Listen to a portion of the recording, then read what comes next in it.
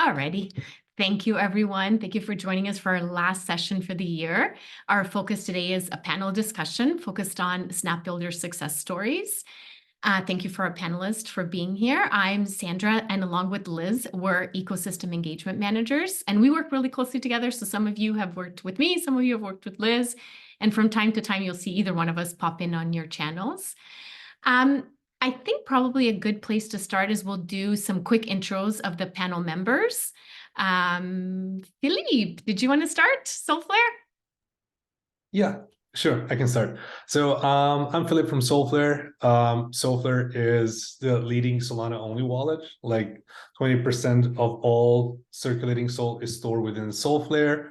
And yeah, we are super excited to have built the Solana Snap for MetaMask users to be able to store, interact with Solana, basically from MetaMask. Excellent, thank you. Kitty, do you want to go next for me? Hi guys, I'm Kitty. I'm a comms director at Rari Labs, which was set up to support Raramo, which built Rarame. And Raramo is more or less an interoperability protocol for digital identities. So the goal is to solve the issue of fragmentation in Web3. And we aggregate issuers and we aggregate standards, which allows dApps to kind of verify and interact with a broad range of identity artifacts. And we help build Rarame in order to allow users to store their identity credentials alongside their crypto, but also to manage them and to generate like zero knowledge proofs whenever they want for their credentials. So we're super excited to be here and to have been able to build a Snap. And yeah, hello everyone. Thanks, Kitty. And Martin Wallegard. Hey everybody, my name is Martin. I'm one of the co-founders of WalletGuard. We're one of the leading transaction insights providers. So what we do is we have a browser extension and a MetaMask Snap right now. And so what we do is provide context and warnings to the user around malicious transactions. Thanks, Martin. And Sanjeev for Leap Wallet. Hey everyone, I'm Sanjeev, the founder of Leap Wallet. We are a wallet for the Cosmos ecosystem. Support a little over 60 chains right now through our browser extension, mobile app, and web dashboard. And yeah, we were one of the first snaps to go live. So we've been working with Sandra and the team now for quite some time. Our snap, essentially much like Soulflare's, allows users to extend MetaMask capability to Cosmos. So you can create Cosmos addresses, sign transactions, store your balances, and so on. And yeah, Cosmos, I think MetaMask Snaps overall has been super successful in the Cosmos ecosystem, and happy to be here and share some of our learnings along the way. Perfect. Thank you, Sanjeev. Okay, so Liz and I have some questions we prepared that are questions directly from the builders that we've had over the last couple of months. As we're going through it, if you have any questions, pop them in the chat. You don't have to wait till the end because they may already be related to what we're asking, and we can maybe change up how we're asking or add a piece of it to one of the questions we have. And if it is something we don't have, we'll ask at the end. As time permits, we'll ask all the questions we can while we have the panel here. So first question, and anyone on the panel can start and then, add in, chime in as well as we go. What are some of the key strategies that you have used that have worked and you've seen great results in getting more users to adopt your Snap? Anyone want to tackle that one first? I can go. Yes, I think the thing that really worked for us is that we already had an end-to-end user flow.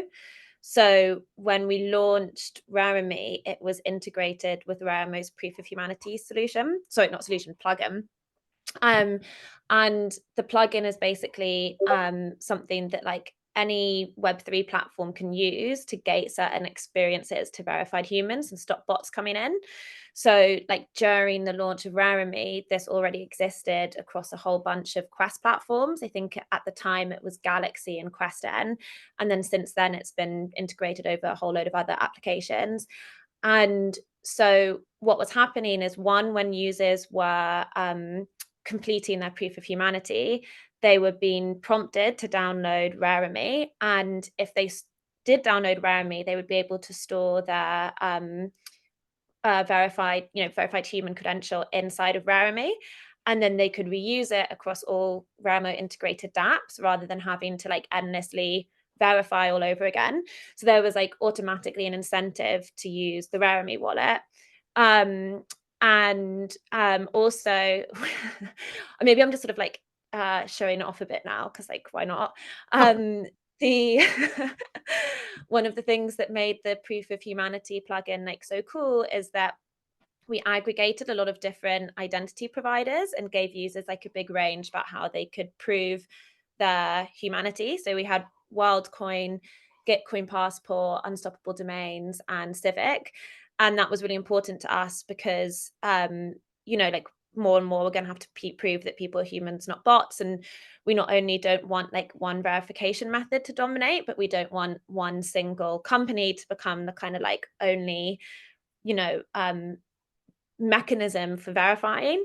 And so it meant that we had like users from a lot of different communities, like all our different identity providers who could like automatically generate a credential and engage with Raramy. So we had this like very large, almost like pre-existing user base. So that was like a huge help in getting Raramy like downloaded and used. Excellent. Thank you, Kitty. Anyone else on the panel want to add to that? Key strategies that have worked for you? Yeah, I could touch on what's worked well for us. So some of the things that's worked well for WalletCard. First of all, doing the MetaMask space with Christian and the MetaMask account was fantastic. That's helped us a lot, just getting to our target audience and showing off like what snaps can really do. And so like being really persistent about like talking to users and making sure that they understanding like what messaging is important to them. One thing that we've found actually has worked really well is telling them like it installs in seconds, right? Like it's really seamless to get started on the Snaps platform. And that is not only helpful for us, but that's like helpful for all of Snaps, right? Like anybody who is interested in trying out a Snap, we want to encourage people to try out more Snaps than just us. We want people to try out notifications, different wallets, to try and help build the entire ecosystem together. So that's worked well, pretty well for us. Sorry. Additionally, we've also had our browser extension out for about a year now. We've got 65,000 users, and so one of the things that we've noticed that's worked really well is having a Discord where we can have that direct line of contact to our users, because they'll tell you what they like and don't like. So by opening when you see like support tickets from users and stuff like that, I would highly encourage everybody to like pay attention to exactly what your users are telling you, because at the end of the day, that's who you got to make sure is most satisfied with your product. And if you do well, if you do it right, they'll be brand advocates for you. And so having like word of mouth and stuff like that is also pretty helpful. And I think that that's kind of like the fruits of your labor, if you will, after going through all that iteration process of talking to users and figuring out what's important to them. Thanks, Martin. I could go next, maybe. Yeah, so we thought about it. Basically, there's two questions or two things that the user needs to know. So one is, how do I onboard here? So what is going to happen when I install the Snap? How do I actually use it? And the second thing is, of course, the user is, for example, now in the Solana ecosystem, but he doesn't know anything about protocols, what he should use. So he needs to have a place where he knows, okay, this is what I can actually do on a new chain. So what we've done is, first of all, we have a pretty extensive onboarding experience. So I know that Martin said you can install it in seconds, and you can install it in seconds, but then we have like 6, 7, or 8 screens that actually explain to the user, okay, this is what is going to happen, because they have to be informed at all times on how to use it.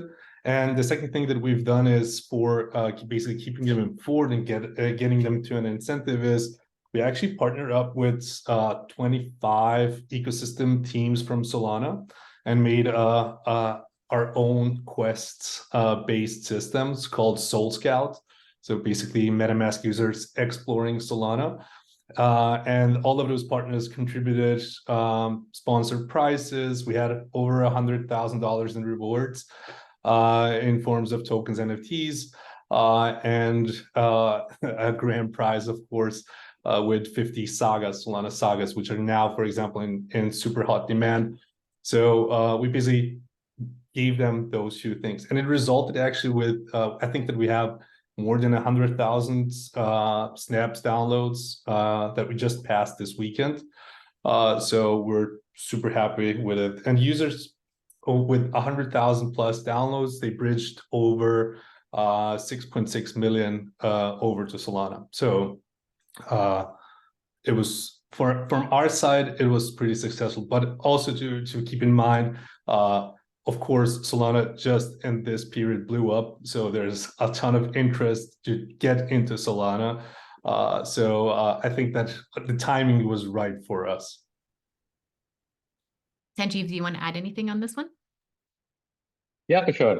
I think so. Obviously, like, a lot of your distribution strategy for snaps would depend on who your user is and, like, where they are in their journey. And so one of the things that we knew is we've been building a wallet in Cosmos for like a year and a half. We have about 200,000 installs on our extension. And so we knew that any user who's already like a Leap wallet user or somebody who follows Leap, somebody who's already in our funnel, they're probably not interested in snaps, right? They're already sort of a Cosmos native user. They're interested in using our product. And so for us, from a distribution perspective, we were very clear from the get-go that our target is the user who sort of follows the chains that we work with, who are interested in using these products, but they're not Cosmos native enough that they would actually get a different wallet. They kind of explore in the Cosmos ecosystem, but haven't really dove in there. And honestly, that's why a lot of dApps, a lot of app chains and networks we spoke to in Cosmos were very excited about MetaMask, because they wanted to appeal to those users, right? Who might have been like Solana natives or like Ethereum natives, but just want to use Cosmos occasionally.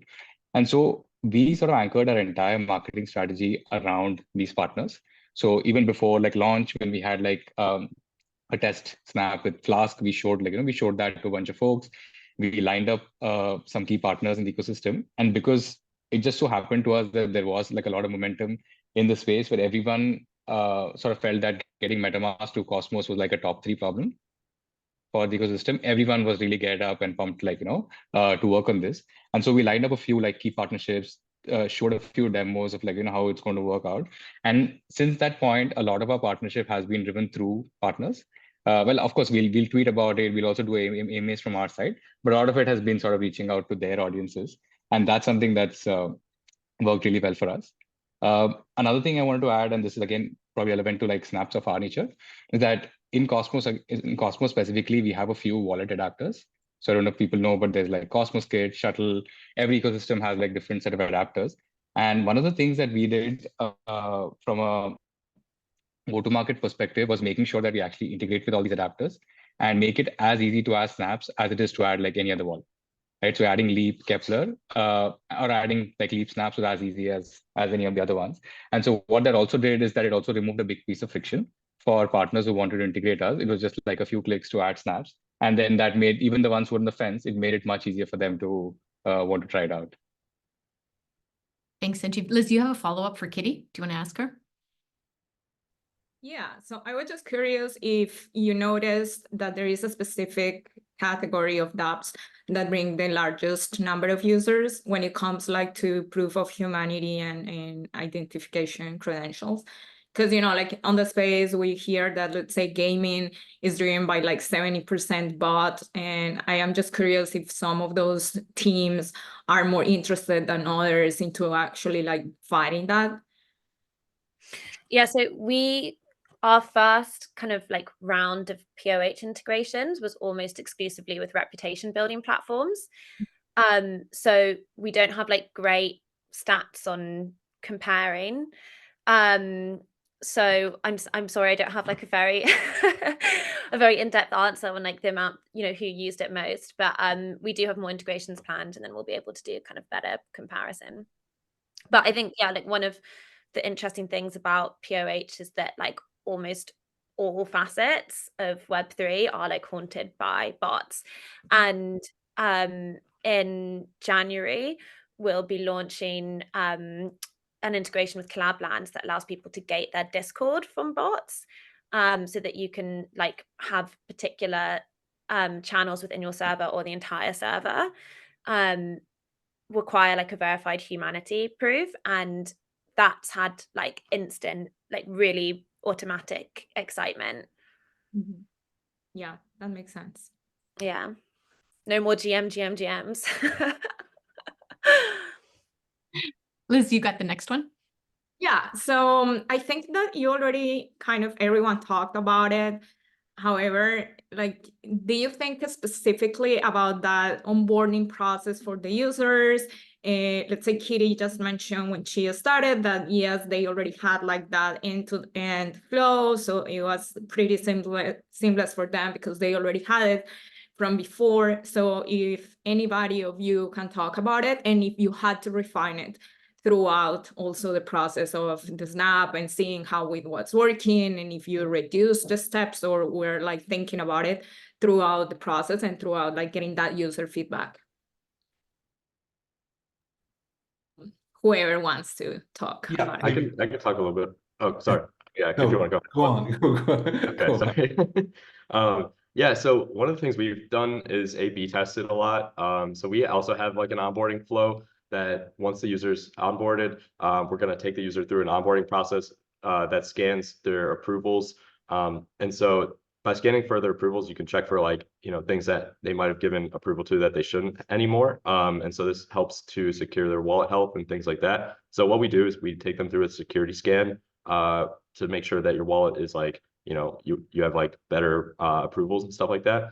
And more or less, we've experimented with the onboarding flow a bit through A/B testing. Through one of the first things we had was like this welcome page. And I'll do my best to explain it, but like more or less, this welcome page didn't really do much. And so one of the things that we found was like a lot of people were dropping off. A lot of people were not actually going through the onboarding flow because the first welcome page wasn't that helpful for us, for the user rather. And so what we did was we took the user directly to the intended action instead of showing them a welcome page. And that actually doubled our engagement rate. And so that was one of the things that we found was successful was, just making sure that we continue to see what was causing friction in the process and, just being like, and just removing it. Yeah, I mean, I can attest to the same thing. It's basically always about user testing. So we tried it out. I think that we started out with 2 onboarding screens to basically explain people, okay, users, okay, this is the snap and this is how you bridge. And then we basically tested it with, I would say always with 3 experienced users and with 3 non-experienced users from the Solana or the ETH ecosystem. I think that we ended up at 8 onboarding screens when everybody said, okay, now I understand everything and I feel comfortable actually using it. So it took a little bit longer, but users will always give the best feedback on what works and what doesn't. For us, also a huge, I would say, increase in the user flow. It was, of course, animating those explainer screens. So static versus animated, where we actually show them, okay, this is what happens, proved to be a lot more engaging to users. And of course, if they see something that moves around the screen, they of course will look more attentively to the screen. So of course, user testing, I would say, as well. Yeah, I can go next maybe. And yeah, to just like add to what Filip and Martin have said, right? That's sort of how we also began our onboarding process, onboarding journey rather, where we sort of had like a landing page. So we have like a web dashboard version of our product. And so we made like a Snaps landing page. We had a video, we had a few guides, because from our perspective, again, because we were catering to like new to Cosmos users, we realized that there's 2 questions that people broadly have, which is 1, people coming into the space want to know what Cosmos is. And 2, they want to understand how to bridge funds, right? That's like the first question people have. And so we made like this, the problem that we have is we're working with like 60 plus chains, and all these chains are like unique, they're solving different problems. So we tried to like make a generic sort of landing page that has a video, it has a few guides, it has a few quick actions. But the problem that we sort of faced, particularly in our case, was that because the discovery and installation of snaps happens from the partner front ends, it is still a function of the partner to want to redirect users to our dashboard. And in a lot of cases, they didn't really want to do that because people don't want to take users away from their funnel. And so we felt that people would come in our Discord, ask us a bunch of questions, which we had already clarified, but the onboarding page itself wasn't sort of getting the eyeball that should. And so we've kind of changed our strategy from then a little bit to trying to tweak it more specifically to the use case that is sort of being solved for right now. So for example, we did a lot of work with Celestia when the Celestia airdrop happened. And we knew that there's a lot of people who are coming using our Snap who just received the airdrop. And so the immediate question that these guys have is, okay, what do I do with my TR token, right? How do I stake it?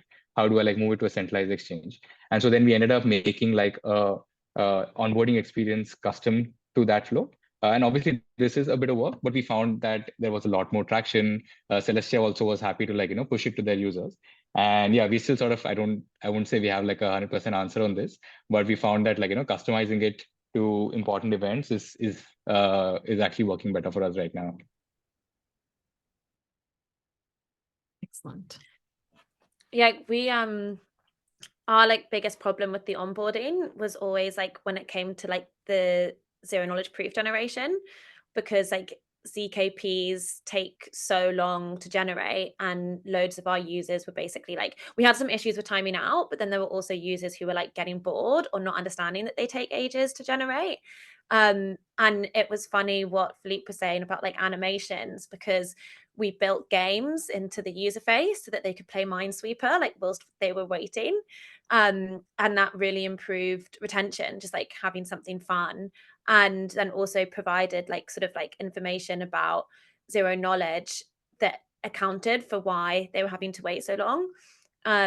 So that was sort of like, yeah, probably our actually like biggest challenge with onboarding was the like unexpected, like the users didn't know what to expect from zero knowledge generation.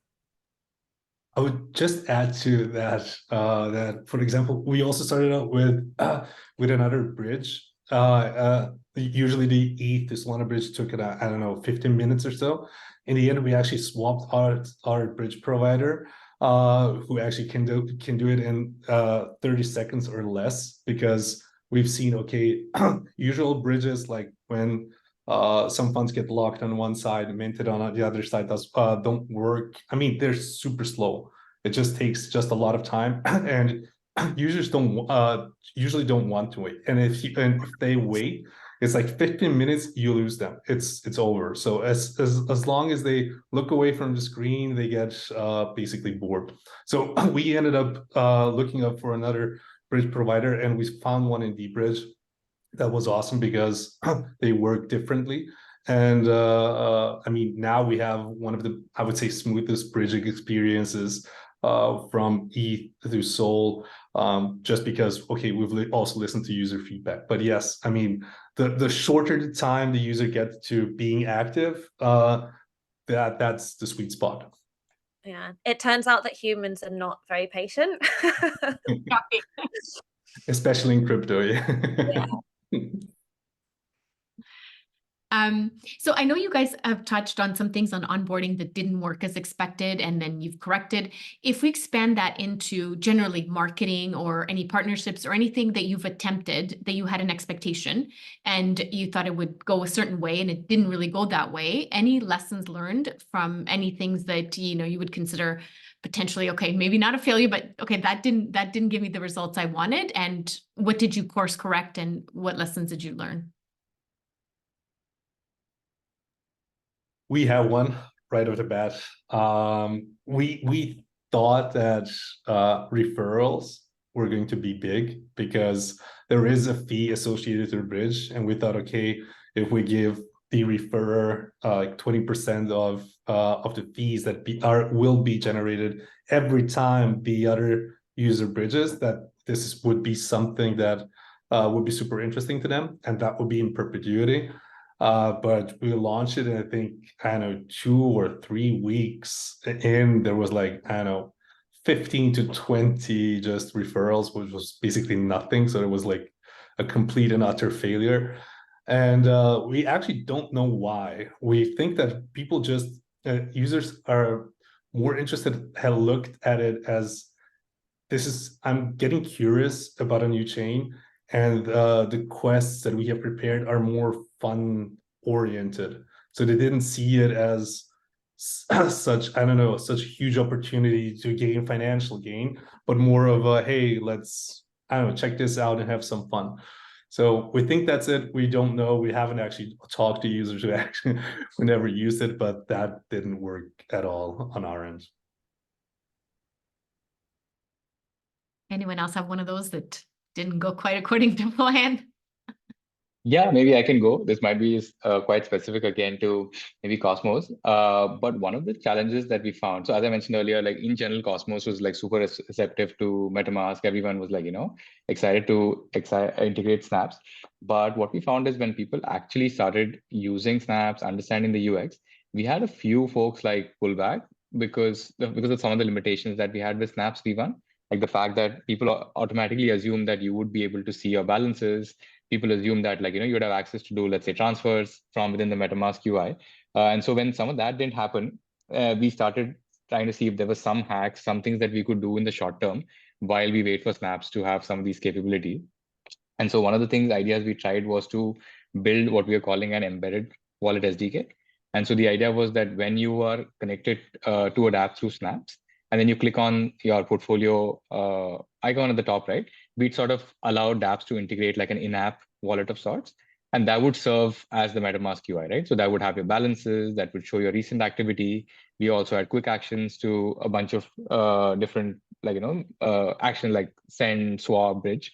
And we thought it made like complete sense for everybody to adopt it, but we saw like almost no adoption for it. I think I still don't know. I mean, we're still trying to figure out what didn't work, but I think primarily it was the fact that this wasn't like a very well-established pattern. Nobody really does it.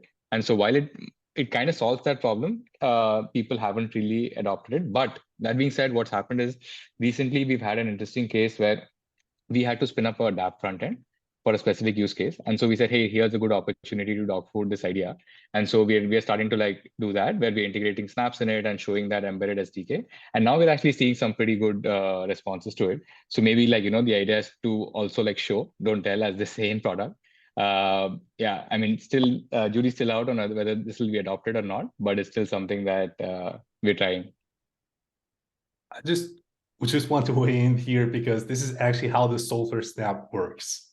So you basically, on every site that you connect, you get a fully fledged Solflare wallet in the bottom left corner of the screen. And this is actually what users liked about it the most, because okay, they have all their Solana balances, their NFTs, they can swap. They have basically everything that we have built over the past 2.5 years, 3 years. They have now basically they can now access it through their MetaMask account. So it's super interesting to see that you said it didn't work out quite on Cosmos, but for example, on Solana, that was the best thing that users told us about it. So yeah, maybe different chains, different people, I don't know, but it's super interesting to hear. Wait to see. We should definitely chat after this, Filip. I need to get a note or two from you.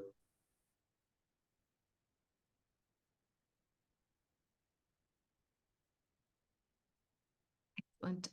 Liz, I think you can go to the next one. Okay, so now we're going to talk a little bit more about marketing. So what are those marketing activities that you feel like, and if you can share, right, that you feel that worked best, and anything that you can, like, that has yet to have the impact that you actually expected, like any of those activities actually gave you the results that you were expecting, and which were those? I'm also curious about thinking how you went through the marketing process and the acquisition process in terms of like, you built the Snap and it was more like an afterthought, or you were planning since the very beginning, like, okay, we are building the Snap, but we are already thinking about how we are going to get to market our Snap. So yeah, anybody that wants to talk about that. We actually had a email list. So one of the things we did was as Snaps was getting ready to be released, we started talking and trying to get people on and ready to install it prior to even launch. And so I think that helped us with like day one traction. We started, and one of the things we actually did was like on day one, week one of Snaps launch, we were retweeting a ton of people who were installing the Snap. So that was really pushing the narrative of trying to get people onto the platform. And so that's like kind of what's worked well for us. But yeah.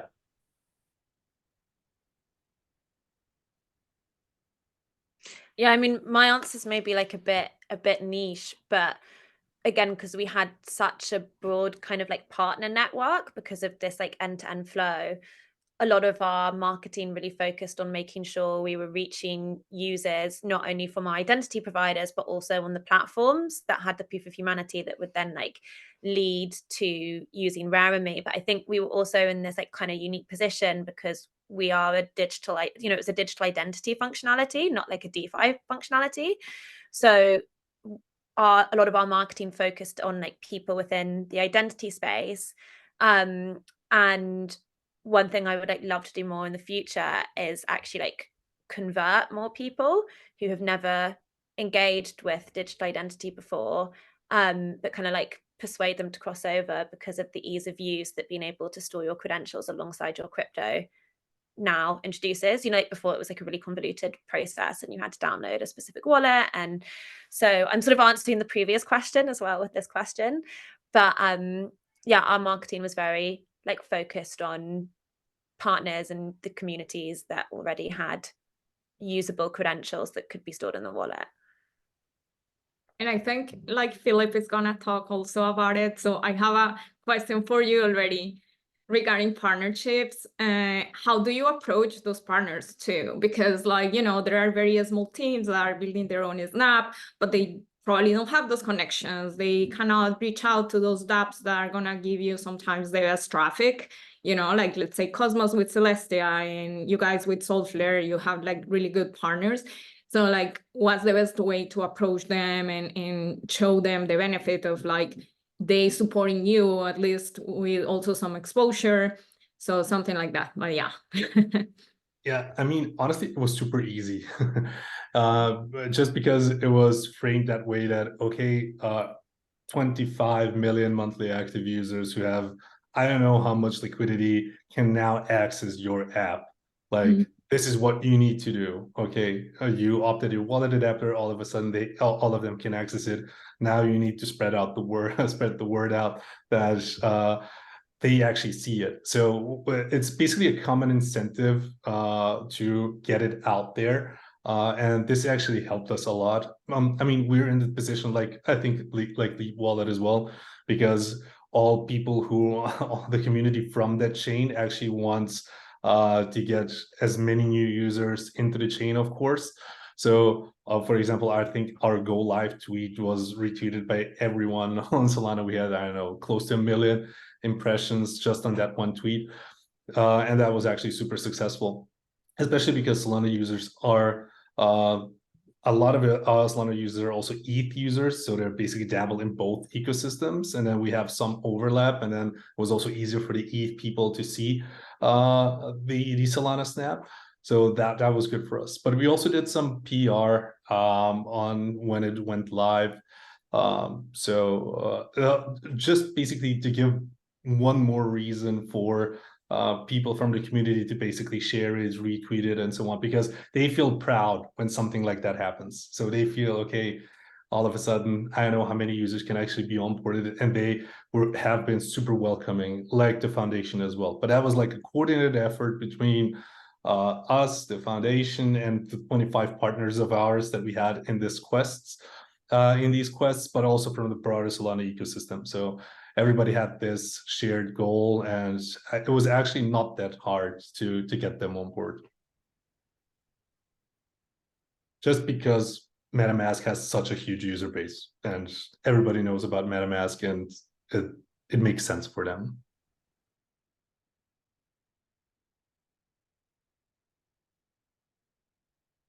Yeah, I would agree. I would say like one, the like MetaMask thing is like a real golden ticket.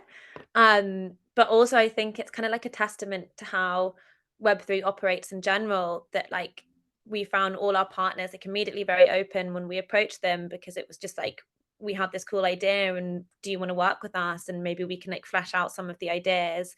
And everyone was always really receptive, which like by and large reflects my like general experience in Web3. Like even if a partnership doesn't work out in the end, like most of the time people are at least willing to listen to the idea. And I think it's just like the ethos of the space helped. And I think that's like always been true for me anyway, like regardless of the size of the project that I've been on.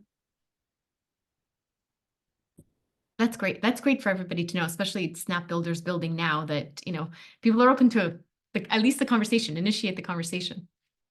Yeah, and also like we I think Martin touched on this at the beginning, but like another thing that like we would love to do is like work more with more Snap developers and like engage in the whole ecosystem. And like if anyone has an idea for a Snap and we can help in any way or like collaborate in any way, either like with ideas or like on marketing or anything, like we're super willing and like excited to do that. So yeah. Excellent.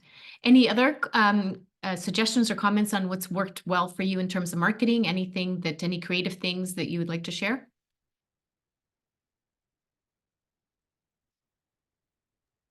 I mean, maybe just one thing that I'll add, I did touch upon this a little bit earlier, was like, while we've partnered with a bunch of folks, what we've seen is that from the actual install data and like, when some of the stuff has happened, there are obviously like, spikes, which are very specifically related to certain things happening in the ecosystem. And so just like any other set of marketing initiatives, right, we found that a few things that we've done have given us disproportionate amount of like installs and activity. And the largest among this was like the Celestia launch for us. And so we did put a fair bit of work into customizing like guides, a lot of video content, a lot of it centered around like, the things to do with Celestia. And that was, that worked out really well for us. So maybe that's something also worth thinking about. And that's how we are looking at things going forward as well, that what are some of these like, big events that might happen in Cosmos that might actually bring a lot of net new users here. And if the dApp or chain is also interested in using Snap, then can this become an integral part of their go-to-market strategy? So in the case of Celestia, what happened is at the time when Celestia had like two parts, right? When you initially announced the airdrop and then there was finally the claiming process. Both these times they only had like two Cosmos native wallets, Leap, Kepler, and they had like Snaps. And so it automatically, like a lot of people came there, they just saw MetaMask logo and they would like, that's what they'd be prompted to do if they were from Ethereum, Solana. I think that really helped. And so that's sort of what's informing our strategy going forward, that what are these like, important events that are happening and can we sort of work with their teams and try to like, make best use of them. Excellent. Excellent. Liz and I have one last question and then we'll open it up to questions in the chat. Just overall general advice you would have for anyone that's building a Snap now, they have not yet launched, they're still in the building stage, that you wish you knew or that somebody would have shared with you when you were building before you launched.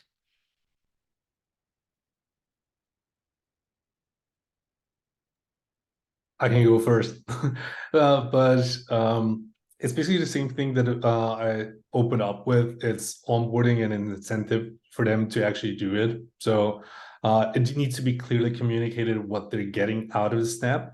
And once they realize that, it needs to be super easy for them to actually onboard to the Snap. So they have to know, okay, this is what will happen, and this is how I use the Snap. And of course, think about marketing before you actually build it. So how to get it out there. But I mean, that applies to every startup, every venture, basically, that you need to think about, okay, what is the go-to-market strategy?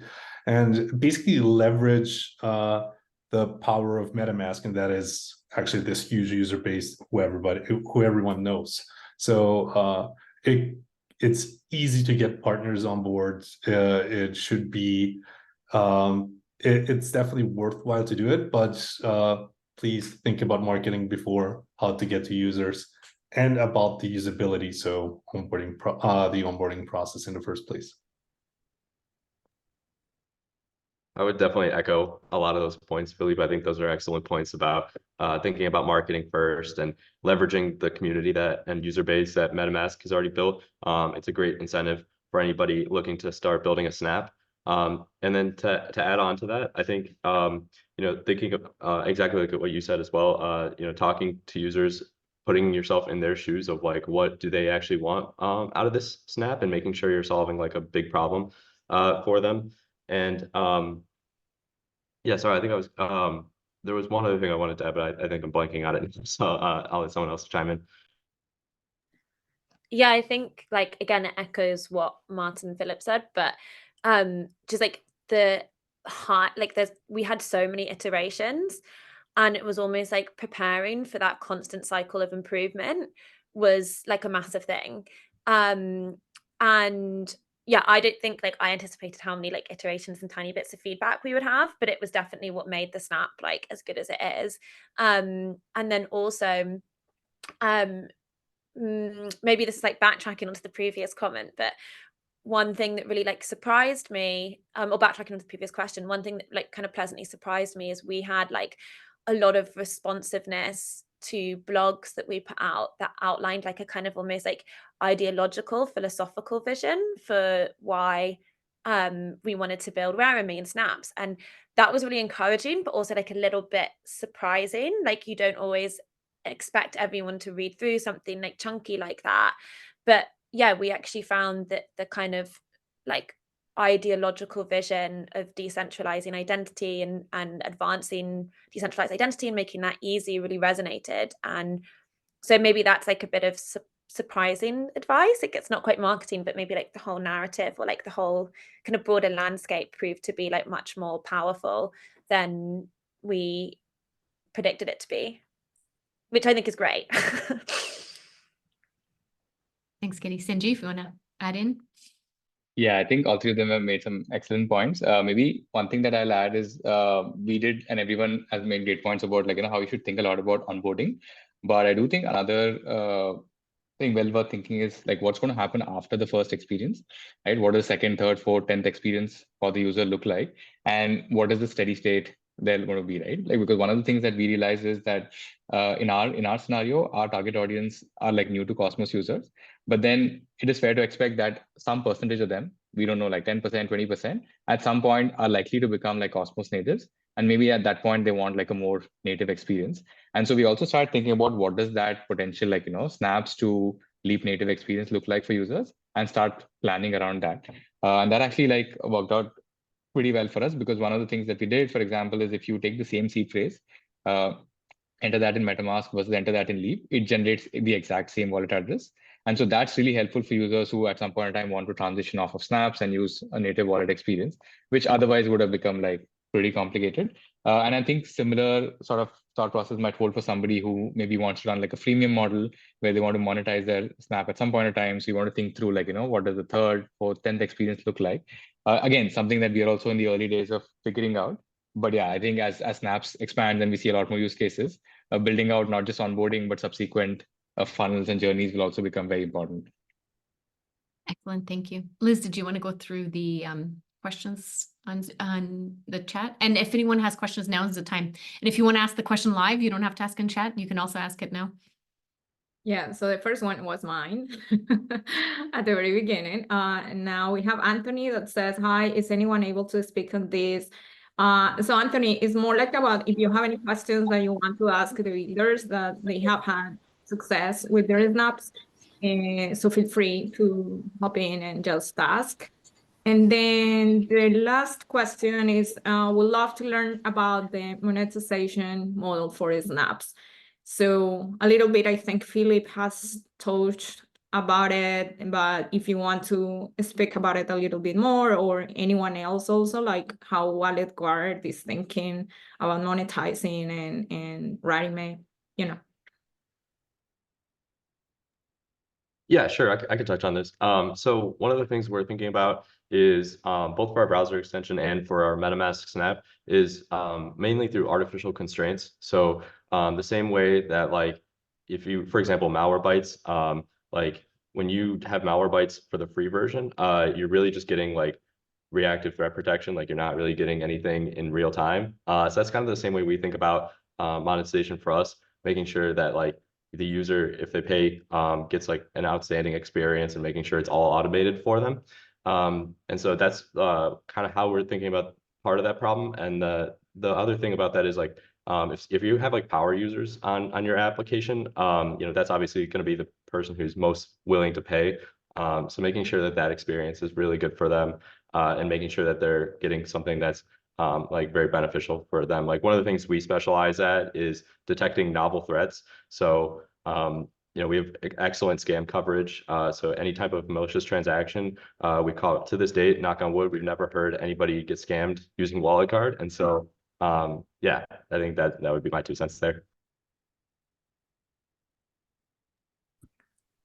I can maybe speak on the wallet perspective. So for us, we have fees throughout the wallet, and since they're basically using this full-fledged software wallet, whenever they use a swap, for example, we have a convenience fee on top there. If they stake to the software validator, we get something out of there. Well, if they bridge, we get something out of there. You can list NFTs directly from Soulflare. You can instantly sell your NFTs from Soulflare, where we also basically get a fee. So there's lots of ways where actually we add value to the user in terms of convenience and just security.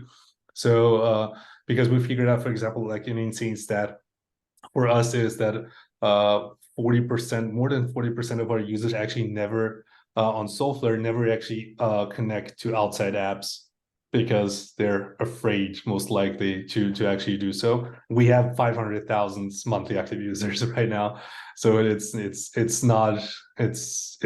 basically a lot of people who are actually scared. So whenever we basically talk about fees in crypto, so basically crypto doesn't have a fee problem; it is a security problem. So users are much more willing to pay a little bit more extra, but just to be secure and in a trusted application. So there's lots of ways basically how to monetize, but this is a little bit maybe more specific because we're a wallet. And I think most most snaps will be something like wallet cards that can have their own specific monetization options. Yeah, I can quickly jump in, and I think Filip sort of laid out very clearly. I think for us, it's very similar that as a wallet, I think the well-proven monetization mechanism is you charge for like in-wallet transactions. And so that's our hope with Snaps as well. Like we haven't done that yet, but the idea is like once we have dynamic UI, once we are able to build a lot of our core capability within the wallet, within the MetaMask interface, I mean, we should be able to charge for like, similar transactions, right? Like in the future, we want people to be able to do like Cosmos swaps from within MetaMask, be able to do bridging from within MetaMask, and then we can start charging fee. Of course, we can already do that today on our interface, but long term, we imagine that people wouldn't even have to get out of the MetaMask UI, and hopefully we'd be able to like activate some of our monetization channels there as well. Yeah, I mean, the just really short answer is that like we're not monetizing. But this is a really interesting question within the identity space because there's like a lot of debate and like questioning around how like SSI and decentralized identity in general like can be monetized and how issuers can monetize. And this is something that like Raramo is really like thinking about at scale. But it's kind of like it's the type of thing you have to coordinate with like all partners in the space and like make sure that every stakeholder has like a revenue model. So if you're like interested in monetization rabbit holes, I like strongly recommend going down this one because it's very, very interesting. And there's not really like a clear or like a defined solution yet. Hello, is it okay if I just jump in and ask some follow-up?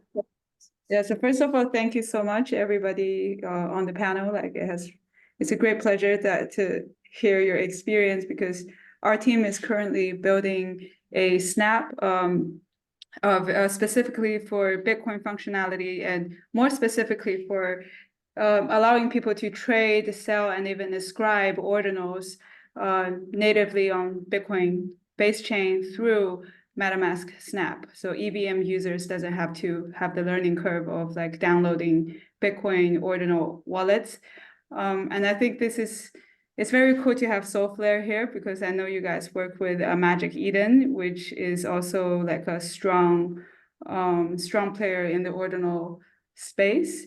And so I guess it does become relevant to us when it comes to like one is the monetization of things is because we are not wallet providers. We're a layer 2. We're an ecosystem provider, and I am not from the technical side, but I'm not sure if MetaMask Snap is providing the functionality that allow us to build, for example, like fee generating features. Is this something that is already possible on Snap for us to consider building it in? I mean, I think it would depend on the features you're trying to build. Christian, did you want to add anything on that one? Yeah, I'll add a couple things. I mean, if you're building support for another blockchain and you're building the various wallet functionality for, typical DeFi actions, then you can generate fees on top of those actions. If you are building other types of functionality, it really depends to what degree you want to integrate that functionality directly into your Snap. But like, we could definitely schedule another discussion at some time to better understand like your use case and how Snaps could enable fee generating or other like revenue generating mechanisms on that. Sounds good. And who should I reach out to regarding, for example, this scheduling this call? Who will be the best person to reach out? We can follow up with you after the call. Like I can follow up with you. Yes, please send me an email. Thank you. Sure. And another question I want to ask, just because we have, since we're also working with the cross-chain possibility to bring, for example, Ethereum users to Bitcoin, or bringing Bitcoin possibilities to EVM users, and we have some people from Solana as well as Cosmos here, which I think is super relevant. What would you say when it comes to some of the challenges and some of the solutions that you found useful when it comes to communicating with users, and as well as, but more importantly, actually projects from a different ecosystem? Because how I see the crypto space is there is echo chambers in each one of those, and people are quite stuck with their bubble, especially if you're talking to developers who spend like 24/7 on building in one project. So I would be interested in learning, like from BD perspective, what are some of the insights on that front?